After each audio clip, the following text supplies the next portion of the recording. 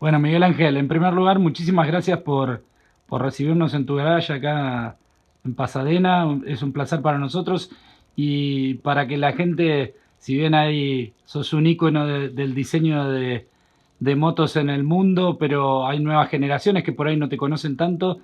Lo interesante y por ahí también gente mayor que no lo sabe es, naciste en una familia, como siempre digo yo, condenado a la nafta y el aceite entre tu papá, que tantos proyectos de competición, tantas marcas estuvo involucrado, creador del kit Java de Fiat, que mucha gente no lo sabe, y bueno, tu tío Jorge, toda una historia importantísima, ¿no? Sí, no, creo que con mi hermano no tuvimos nunca mucha alternativa. Como siempre cuento, o sea, mi pasión de chico, cuando teníamos 5, 6, 7 años, era la música y no eran las motos. Y para el cumpleaños, creo que era el séptimo, queríamos un drum set, porque me acuerdo, todavía sigue, Charlie Watts era mi ídolo, de los Rolling Stones. Lo que pasa es que en vez de darnos un drum set nos dieron una moto. Mi tío Jorge nos regaló una moto. Y de ahí nunca más paramos. O sea, logramos hacer de nuestra pasión el trabajo, tanto sea mi hermano como yo. En el bien y en el mal fue así. O sea, crecimos en una familia donde nunca entendimos, o sea, de mi parte, si es la velocidad, si es la mecánica, los fierros, el desmontar, el no montar, pero forma parte de nosotros. O sea, es lo que somos y lo que toda la familia siguió siendo por tanto tiempo. ¿Y cuál fue esa primera moto que recibiste con tu hermano Marco? Marco siempre fue más chico que yo, ahora no tanto, pero siempre fue mucho más chico que yo y nos regalaron una Zanella 50, que fue la primera. Después nos la cambiaron por una Chrysler Floret 50 del 69. Pero la primera moto que tuvimos por un periodo muy corto, ¿por qué? Marco trató de arrancarle, que tenía la pedana arriba, se le cayó arriba, se cortó la pierna y mi vieja dijo, no, entonces ahí paró, la Zanella 50 terminó, pero Jorge nos volvió a regalar esta Chrysler y que con Chrysler encontramos, o sea, el primer momento donde te encontrás con otros chicos que tenían las motos los 50, algunos que tenían otras motos un poco más grandes como tu padre, como Christian que tenía la famosa Gina, que era nuestra envidia, era nuestro ídolo absoluto, y no teníamos motos tampoco importadas, no teníamos nada, por eso era lo que había. Tresanelli y Gilera era la forma en que crecimos y nosotros teníamos esta Chrysler Floret 50 que andaba más rápido que la Zanella Ponderosa. No se podía creer lo fuerte que andaba. Y el inicio en la competición pasó por el motocross, o sea, el primer bichito. La primera, por eso, la primera moto que tuvimos, que compré yo, aunque Marcos y después tenía también una Ponderosa y Zanella, porque no había muchas cosas, fue una Zanella 175 MX que hacía motocross en la Lucila, de uno que la estaba vendiendo que era usada. Y me acuerdo, como hablamos el otro día, creo que eran 70, 71, 72 que íbamos a correr a Bursaco de noche. Llevamos el piñón más chico en la campera, llegamos allá, cambiabas el piñón y iba y saltaba. Se iban dando, hay que Íbamos aclarar. andando, eso es lo que estaba tratando de decir, íbamos andando, le sacamos el piñón y de ahí arrancamos. Esa era la puesta a punto para entrar a pista. Era lo único que se podía hacer. Que eran, como te contaba, eran pistas que corrían los Fititos y los Citroën en tierra, que en ese momento, como el motocross había empezado gracias a Autoparque, al Gilera, con Claudio y con todo lo que venía de Bariloche, porque en Buenos Aires llegó gracias a todo lo que pasaba en Bariloche, no porque Buenos Aires era, y siendo más gente había más carreras. Pero entre Autoparque y todas estas cosas que se empezaban así, empezaban a correr motocross, que era viniendo de una familia de toda gente que corría en pista, nosotros éramos pelo largo, sucio. Por eso mi abuelo nos decía siempre, no, es que pareces una mujer, cortate el pelo, sucio. Bueno, Mira que había una parte rockera, musical que Sí, pero mantenían. ves lo que estamos hablando también. En este momento estamos viviendo un cambio grande en el mundo de la moto. Y eso era lo que pasaba también en ese momento. La moto pasaba de ser un objeto de tener que usar para ir a trabajar a ser un objeto de divertimiento. Motocross, estamos acá en California, que fue la cuna de todo lo que pasó en los años 70, fue gracias a eso. O sea que la juventud encontró un deporte que era totalmente alternativo a todo lo que se había hecho hasta ese momento.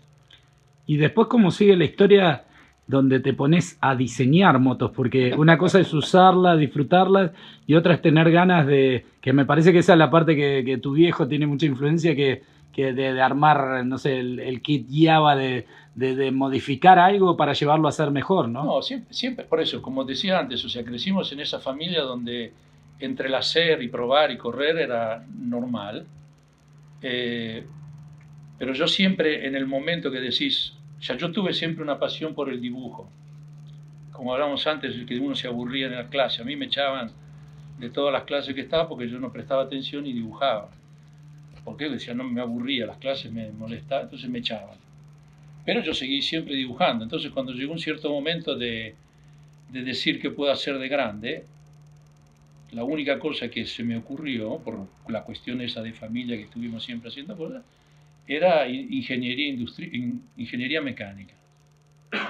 Entonces ahí hablé con mi tío, me dijo, sí, voy a Estados Unidos, te doy una mano.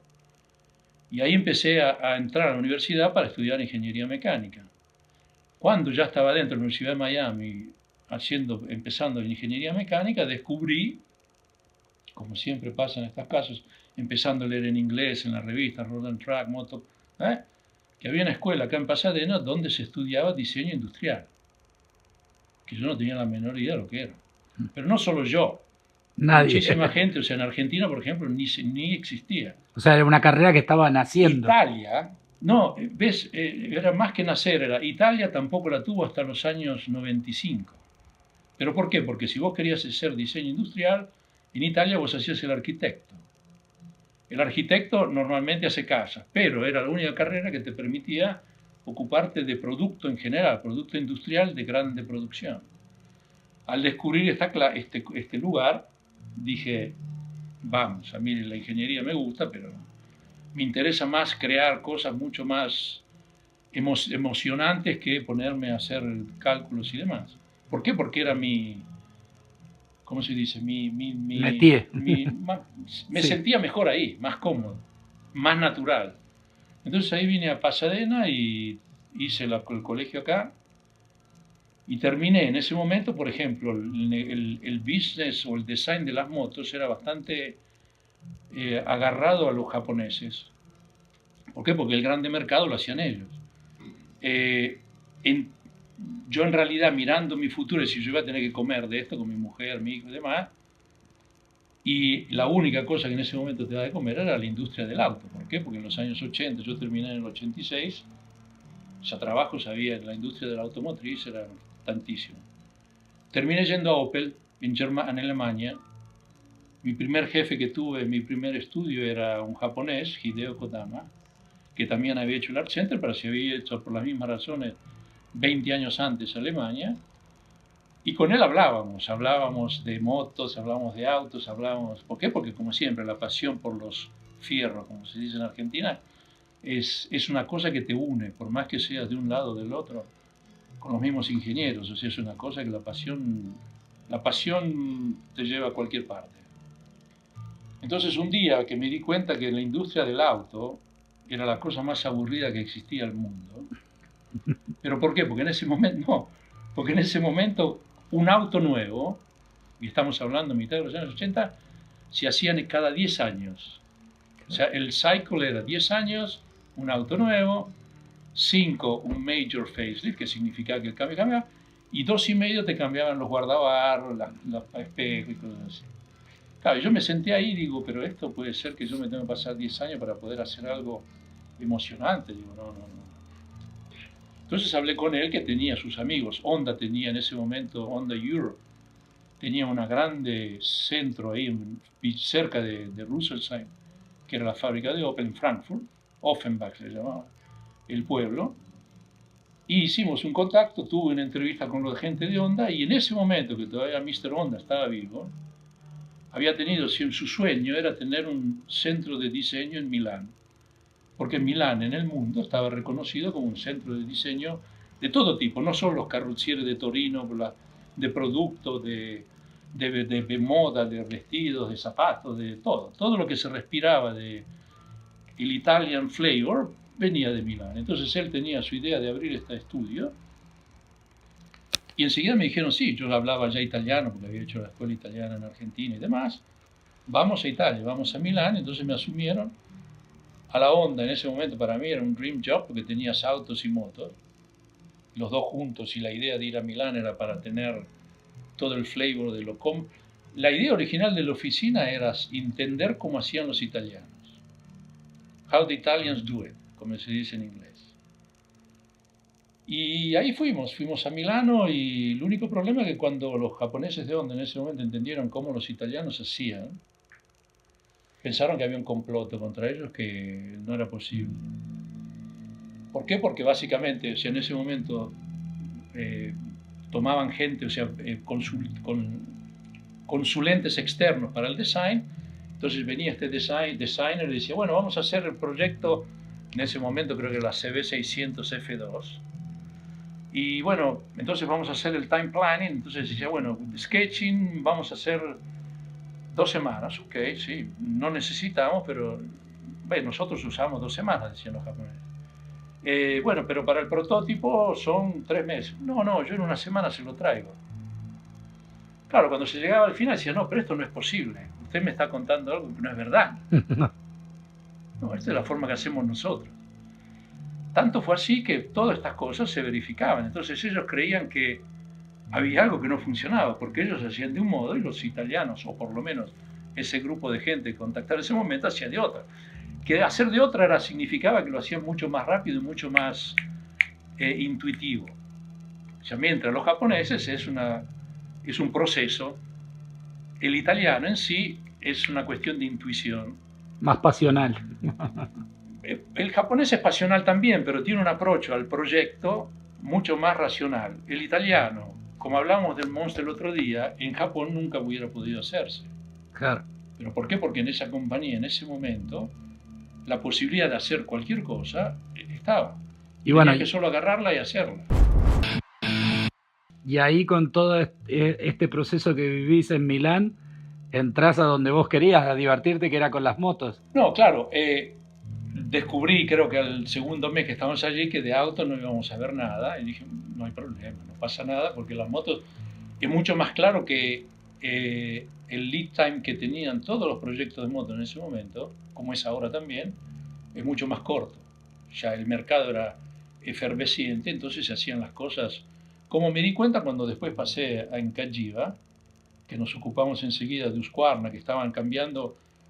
Estamos hablando del 88, cuando todas las Husqvarna originales estaban convirtiéndose en Cagiva.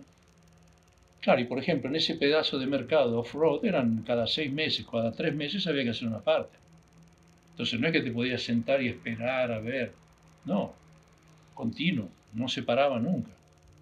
Entonces ahí te das cuenta que el mundo de la moto, por lo menos ese mundo, y siempre que nos juntamos con amigos de las épocas, o sea, los años 90, hasta los 2000, 2001, hasta la gran crisis, 80, 90, fue un mundo de las motos donde se hacía todo lo que se podía hacer. Nosotros también estuvimos en ese momento en esta compañía donde el dueño sabía que tenías que hacer, donde había entendido que el design podía hacer la diferencia, donde el design hizo la diferencia y dio la posibilidad a mucha gente de poder hacerlo.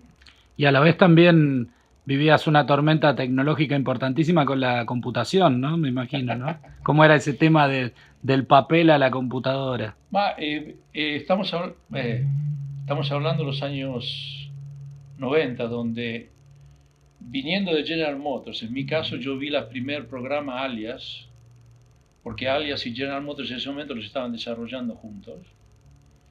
Y haciendo esto juntos, vimos los primeros developments de este programa, que después, hoy se convirtió en un estándar del automotive, Alias se llama. Pero la compañía que lo hizo ya desapareció 3 veces, o sea, ahora tiene Autodesk. Pero sí, vivimos el momento donde creíamos que el computer sería la forma de poder hacer todo lo que lográbamos hacer en papel. Pero puedo decirte, después de casi 30 años de experiencia, que el papel no se lo saca nadie. Y el computer hoy como hoy es como una lima. Como siempre digo a los jóvenes designers que vienen a verme, ¿sabes usar la lima? Y te miran como diciendo, ¿de qué? ¿De qué estamos hablando? Computer. Dice, no. La lima, si vos sabés usarla, te permite hacer cualquier cosa. El computer es lo mismo, el software que usás es lo mismo. Si vos ya sabés lo que querés hacer, ya el design lo tenés acá, el computer es como la lima, es un tool, es un attrezzo, es una herramienta que te permite lograr tu idea. Si vos no tenés la idea, No hay. podés usar lo que tengas ganas, pero no llegás al resultado. Y hablando de ideas, entramos en un capítulo creo que importantísimo, por supuesto, de tu vida, que la marcó profesionalmente, pero marcó a una historia como Ducati, que es la creación de la Monster, que no sé si sos consciente que salvaste a Ducati e hiciste la primera moto que se vendió masivamente dentro de Ducati. La cosa que siempre pasa cuando se habla del Monster es, ves todo lo que se sabe después. En realidad, cuando pasó ese proyecto ahí, todo lo que pasó después, en realidad no lo pensás, ni nadie lo tiene en mente. O sea, en ese momento, como decíamos antes, es solo la pasión de poder hacer lo que te gustaría en ese momento como motociclista tener, que era lo mínimo y básico para poder andar rápido en cualquier condición y todos los días y poder ir a trabajar también. ¿Y en qué moto te inspiraste? ¿En qué cosas se te pasaron por tu cabeza a la hora de dibujar la Monster? No hubo, allora, mi inspiración toda. ¿Por qué? Porque básicamente la moto para mí significaba, ves como hablamos de la Chrysler, es un manubrio, un tanque de nafta y un asiento, y después tenés el motor. Y con eso es más que suficiente para hacer todo lo que tenía ganas. Que después, seguramente la inspiración más grande de todas es la Vincent, la Black Shadow, la HRD, que es una moto de los años 30 que todavía hoy sigue siendo más válida que nunca. Y vos la mirás hoy y la moto todavía va como si sería, y estamos hablando hace más de 100 años, no 100 años. Arrancaron los años 20, estamos llegando casi, ¿ves? Por ejemplo. Pero en el proceso ese, en tu cabeza No, el proceso fue muy claro, el que teníamos que hacer la moto, o sea, mi idea era hacer la moto y viniendo de Honda, donde estamos haciendo todas estas cosas de plástico, porque si se acuerdan, los años 80 eran todo la aerodinámica, todo cerrado, todo. Y te dabas cuenta que eso no, mismo yo cuando estaba yendo al colegio acá, que nosotros íbamos a ir en moto acá, al Angels Crest Highway, ya que ya eran las primeras motos, si vos te caías y tenías que cambiar un pedazo de plástico, eran $300. Y siendo estudiante, $300 es un montón de plata en los años 80. Entonces sacabas la parte plástica. Y ahí quedaba Yo tenía naked. un compañero que tenía una Triumph, una T120, 69, 70, que estaba siempre con nosotros. Y venía despacio. Entonces ahí te das cuenta, son esas cosas que vos decís, o sea, ¿qué es lo que necesito yo para ir rápido? 3 cosas. Más toda la tecnología que teníamos en ese momento, que eran las suspensiones, los frenos, los pesos, los chasis, todas cosas que en realidad habíamos avanzado, pero que en las motos que se estaban usando diariamente no había. Y ahí nace una naked de vuelta. Y ahí, claro, cuando Ducati fue a Colonia, Cagiva en ese momento fue a Colonia, a mí lo que me sorprendía era mucha gente que veía el futuro.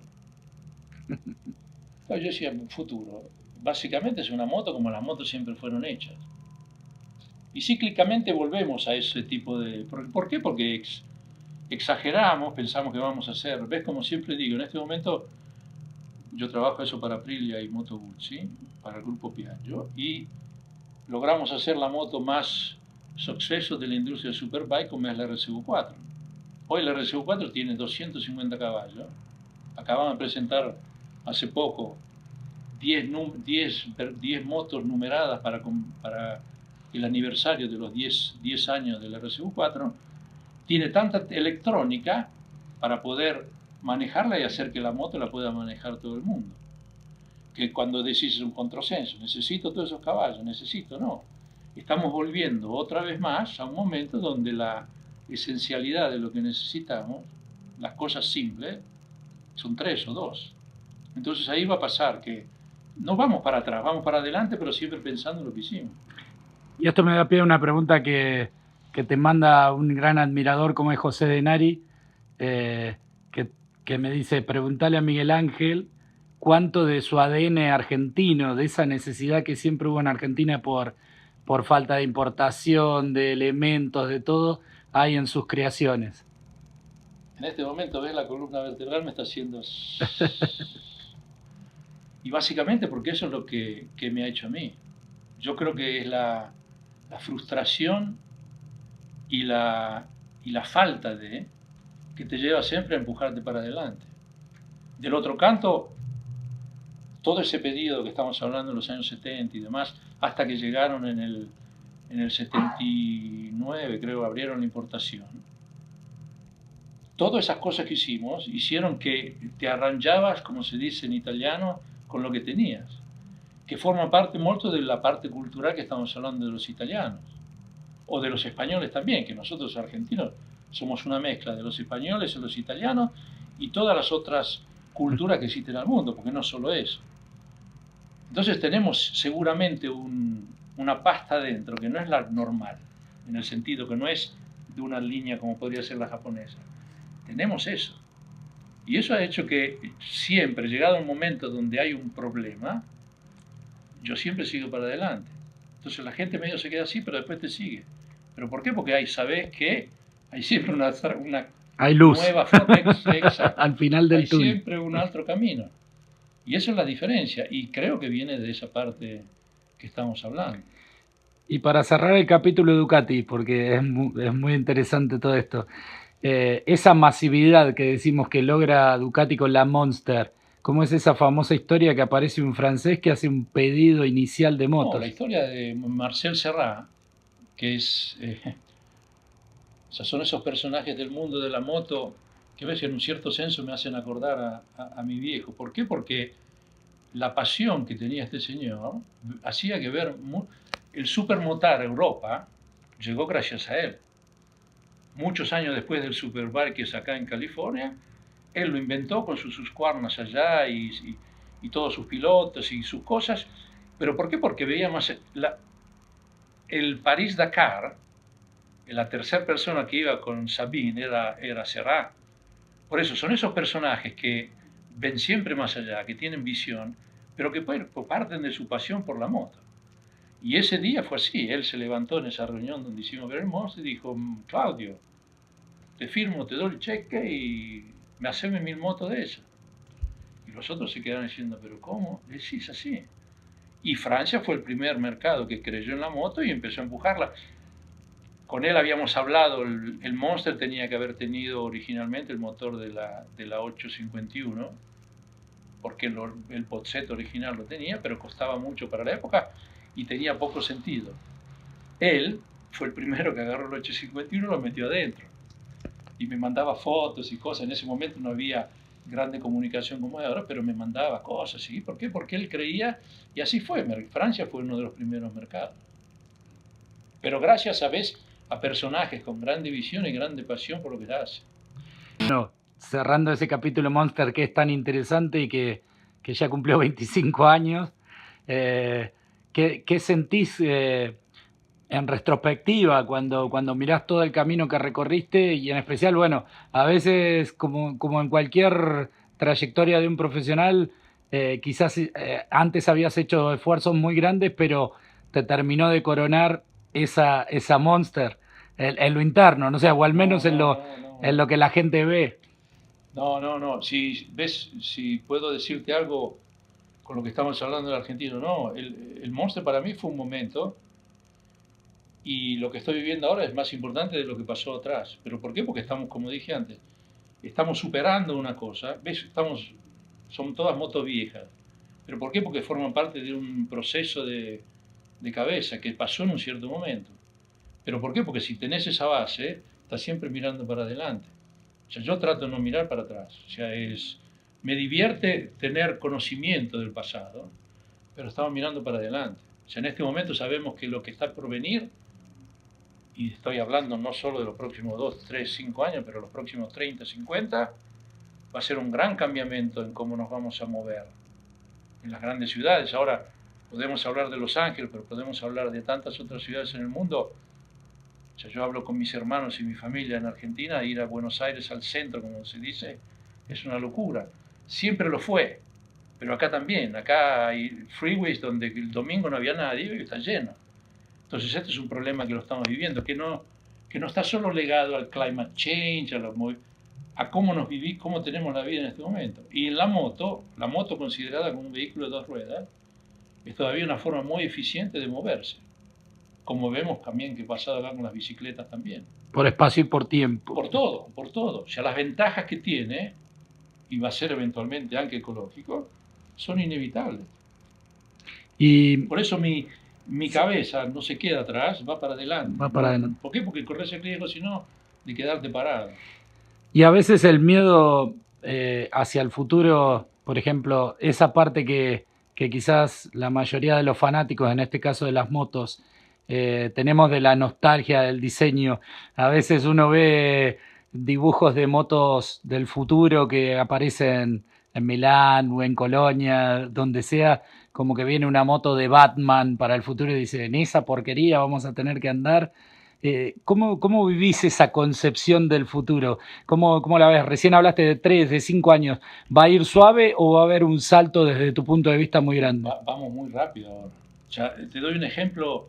Yo creo que tenía 10 años cuando vi el film de Stanley Kubrick, 2001, Space Odyssey. Era chico y muy impresionable, y que vos veías que este astronauta hablaba con su hija en un vídeo. Y para nosotros en ese momento, teniendo 10 años en Argentina, si estás viendo no el futuro, es una locura. Hoy si vos vas por la calle, toda la gente está hablando con alguien y así, nos miran para alrededor, pero estamos en ese futuro ahí. Por eso todas esas cosas que vos decís en Milán o en general que se hacen ver, empujan nuestra mente, y especialmente a todo el grande público, a entender que no es solo una cuestión de Batman. Yo lo que no condivido a veces es que el design en este momento está autogestionándose y tratando de llenar lo que no entendemos que es nuevo y esencial y necesario con styling. Entonces por eso vemos esas cosas que sí no tiene sentido. Nosotros en Milán el año pasado presentamos la Aprilia RS 660, que cambia, por lo menos lo que pasó desde ese momento en Poi, lo que es una superbike para el futuro. Que no quiere decir que tiene que ser de Batman o que tiene que ser... no, es una cosa básica, es la mitad de nuestro motor V4, la parte de adelante. O sea, vamos a tener todo lo que teníamos en el RSV4 mitad. ¿Qué significa? Vas a ser más eficiente, vas a poder gastar menos nafta, vas a poder divertirte más, tener la misma cantidad de freno, la misma cantidad. Entonces ahí cambias los parámetros de algo que hasta este momento funcionó, ¿cuánto? 20 años. Y los próximos 20 van a pasar por eso. Básicamente lo que necesitas, con un precio razonable. Esa era una pregunta que, bueno, estuvimos charlando fuera de cámara el otro día. ¿Interpretás que estamos viviendo como un proceso de volver hacia los orígenes en muchas cosas? Hay segmentos como las trail que existieron, llegamos a las maxi trail, motos de 160 caballos para la tierra, lo hablábamos el otro día. Lo mismo en las superbikes, uno está hablando de 250 caballos. En una relación peso-potencia que muchas veces mejora un Fórmula 1. Sí. Entonces, de volver a hacer motos como de return to innocence, llamo yo, de volver a motos usables, ¿no? Sí, pero después hay otro aspecto que es el económico. O sea, nosotros todos los productos que hacemos en este momento cuestan demasiado. Y la economía de toda la gente que... Lo hablamos esta mañana con mi mujer. O sea, es claro que hay muchas cosas que están pasando en muchos países en este momento, son todas las mismas, legadas a que estamos pasando por un momento donde no está todo bien claro. Y con generaciones de chicos que han crecido en un mundo, como digo siempre, no solo que están conectados ya instantáneamente con toda gente en el mundo, que es la primera vez que pasa en la historia de la humanidad, sino también que están creciendo en un mundo que se parece que se va a acabar. ¿Por qué? Porque básicamente si vos prendés la televisión y ves lo que pasa, entonces una persona que tiene 15 años y 20 años con este tipo de crecimiento, lo que va a necesitar es mucho diferente a lo que yo necesitaba, que era la suspensión más alta en mi moto de cross en el 77. Va a necesitar algo que va a estar mucho más alineado a lo que nos está pasando. India, el país, que es un 1.5 billones de personas, ya han dicho que van a pasar a toda la energía renovable, que significa que todos los vehículos especialmente, y no son todos autos, son todos motos, como la llamamos nosotros, como en Sudamérica, como el 90% del mundo, tienen que ser todos eléctricos. Pero no solo eléctrico por tenerlo eléctrico, pero hacer de tal forma que la batería que vas a poder swap en un kiosco se carga con un panel solar. O sea que vos en ese momento sos completamente separado de toda la red que tenés alrededor. Y si India pasa en los próximos 20 años a esto va a ser como las motos japonesas arrancaron en los años 60 acá en California y después se alargaron al mundo, va a pasar lo mismo. Entonces nos vamos a mover de acá a 10 años con una cosa que va a ser mucho más liviana, mucho más eficiente, te va a permitir colegarte a tu casa, a tu panel solar, cargar la batería o cargar lo que sea el acumulador, lo que sea, para poder ir a trabajar. Y para poder divertirte también, porque al final volvemos para atrás lo que significa la moto. Con todo tu recorrido en la cultura de la moto, ¿por qué pensás que todavía muchos gobiernos en el mundo no son pro moto, no apoyan el desarrollo o el uso de la moto? Depende de qué país. No, por eso, pero hay ciertos países donde la industria automotriz da mucho trabajo. Y cambiar todo eso es lo mismo que la energía renovable. Si vos mañana, hablábamos el otro día con un amigo mío, si vos imaginate que en Estados Unidos en los próximos 15 años, 20 años, va todo, 40% pasa a la energía renovable. ¿Qué es lo que pasa? Y un crack. Un bel casino, como se dice en italiano. ¿Por qué? Porque cambian las reglas de juego. ¿Va a pasar? Sí. Lo que pasa es que hay que manejarlo, si no se crea caos. O sea, básicamente la resistencia pasa por intereses creados muy fuertes. Claro. ¿Por qué? Porque la moto, como siempre digo yo, es una vez que vos te subiste a la moto y arrancaste y eso que te da la moto te entró, estás cocinado, estás cocinado para el resto de tu vida. ¿Pero por qué? Porque es así. Es el buen virus motociclista. Es exacto, que no te mata, pero te lleva para adelante. Sí. ¿Pero por qué? Porque descubrís cosas que en un auto no podés. Te encontrás en situaciones, en lugares donde el auto no llega, o a pie por ahí tampoco. A pie sí, a pie es diferente. Pero sí, pero se tarda más. Yo siempre digo que la moto, mientras que haya una huella de animal, la moto va a llegar. No va a llegar ni un cuatriciclo ni un helicóptero. El otro día estaba hablando con el chico que me trajo con Kulen, que me trajo la leva del freno, que él me dice que tiene menos de 30 años y me dice, descubrí el trial. Y digo, wow, mirá vos, te estás por comprar. Acá no se puede hacer mucho trial porque tenés que ir a montañas y demás, pero le digo, pero vos viste el Red Bull video de Raga del 2007, no, lo pusimos, The Silent Forest creo que se llama, y es Raga con la moto de trial que entra en el bosque con la moto eléctrica. Y en ese momento él está haciendo trial y se escucha todo lo que tenés alrededor y no la moto. Y está haciendo lo mismo que hacía con la moto eléctrica. Y ahí decís, y esto es desde el 2007, o sea que ya pasaron 12 años. Y estas son cosas que cuando yo las vi con un amigo mío español que me la hizo ver, y te cambian la percepción de lo que viste por eso cuando hablábamos, no te quedás atrás, mirás y decís, esto es una cosa que nunca pasó. Y yo era bastante, ¿cómo decir? La moto con motor, si el motor como mi hijo, dice, no, si no hace ruido. Hasta que fuimos a probar en el 2010, acá en las montañas, la Mission eléctrica. Y claro, ahí te das cuenta que es otra cosa, pero con la misma emoción que te da la otra cosa, la que conocemos más, pero que te encontrás en ciertos momentos. Esta moto tenía el freno en el acelerador, o sea que te encontrás a hacer camino de montaña sin usar los frenos, porque usás el freno motor. Y de repente estás yendo más rápido de cuando ibas con la otra. ¿Por qué? Porque no tenés el tiempo que tenés que frenar. Serán instantes. Tenía la telemetría y te mostraban, cuando terminé la vuelta, te mostraban exactamente lo que habías hecho y te asustás, decís, pero... Y la moto pesa 100 kilos más de una moto normal, Superbike. Pero esas son las cosas que te dan los parámetros para decir, tenemos que ir para adelante. ¿Considerás que, como pasa en la industria del auto, puede haber un paso de motos híbridas antes de de una era full eléctrica? No, la Piaggio presentó a noviembre en Milán la versión de producción de la Vespa eléctrica. Y están haciendo una híbrida. ¿Pero por qué? Porque el vehículo scooter se da más para un híbrido. Y para ciertos mercados donde la capacidad de cargar la batería o la nafta no te da el range que te permite. Sí, sobre un scooter, sobre un vehículo utilitario, sí. Sobre las motos no, no me parece. No le veo mucho uso.